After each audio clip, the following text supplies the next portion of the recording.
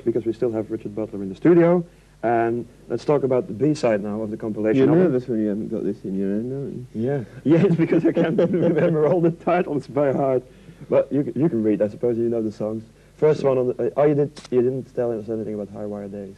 Yeah, High Wire Days, God, I don't know what to say, but it's a song really about, I mean, I think you can see more what's going on in the world yourself most of the time rather than watching television. I mean, especially in America, most television is commercial TV. Yeah, and even the news and all that. Yeah, especially, yeah. I mean, that's what really gets me irritated about it.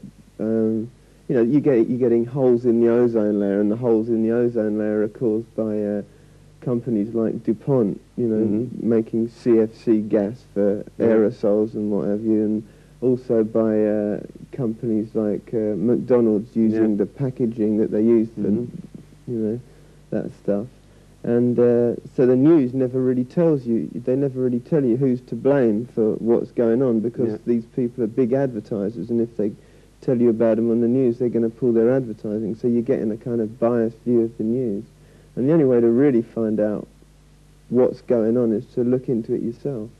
And it was that kind of anger, you know, that made me want to write High Wire Days. The newspapers are not that bad in America. I mean, like the yeah, but not very many people. It's like similar to in England. The newspapers that most people read are trash. Yeah. Okay. What's still left on the B side of the LP? Dumb Waiters. We got that one already, I think. What's that? Dumb Waiters, yes, that's the first track. I'm not mistaken here. My memory! Dumb Waiters we will see also later on video in a moment.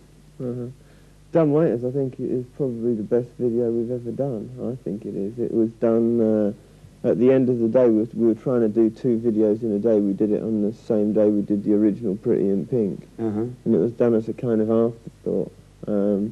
And they just had us lined up against the wall, and they just said, look, go through the song a couple of times and we'll film it. And they filmed it, I think they filmed it once in colour and once in black and white, and they just superimposed the 2 on each other, and I think it worked great. I mean, that's the way things are sometimes. Sometimes the more you sit down and plan something and try and, you know, try too hard to make it good, it often turns out to be the opposite. And often things that you just do turn out to the best, and, you know, what have you.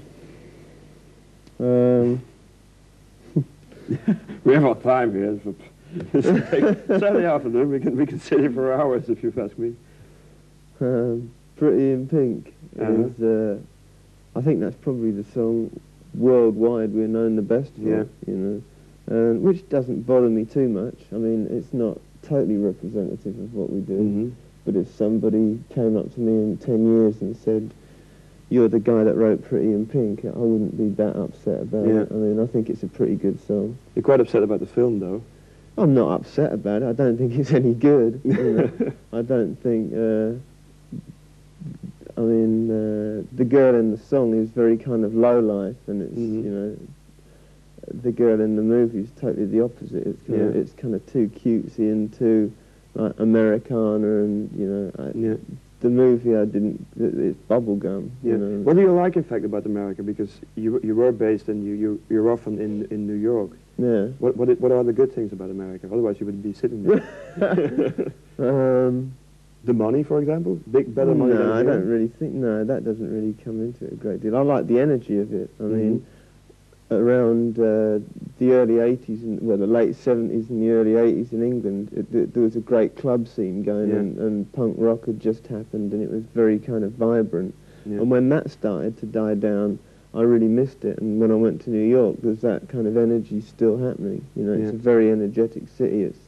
It's kind of like third world. It's like Blade Runner sometimes. I mean, because, you know, there's so much pollution that there's ozone hanging over the city, which causes it to get really humid and hot, and they've closed down like half the mental homes, so there's like insane people wandering the street. It's like there's steam coming out of the gutter, there's like newspapers blowing along, and it's like Blade Runner, you know. You've got to like have one eye over your shoulder all the time, and there's a kind of excitement to that, I suppose. I've been there for about 5 years now. I'm getting a bit bored of it, though. Really? Yeah, I mean... Because it's too tense, or Yeah, just I mean, I get bored with, before I walk out, I have to check that I don't have to have too much money in my pocket, you know, so that if I get mugged, they ain't going to get away with very much. But I don't carry around too much that I really, you know, need or want or, you know, care for, you know, just the minimum I need to get by. My God. And next one we're going to see is Heaven. That's also live on the EP that's out. There is no live album prepared. You've lost me. It's... Yeah, we're going to see Heaven now. Hello. Oh, yeah. And that's also on the little EP that's out. And on the B side of the EP we have 2 live songs. Oh, remember? yeah, okay, yeah. There is no live album coming out or something soon. No, we were going to do it with... It means that we have to shut up in a moment. It's either go like this or like...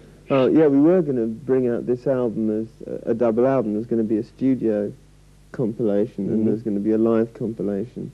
But we got to listening to the live stuff and it felt strange. I mean, I hate mixing live stuff anyway, you know.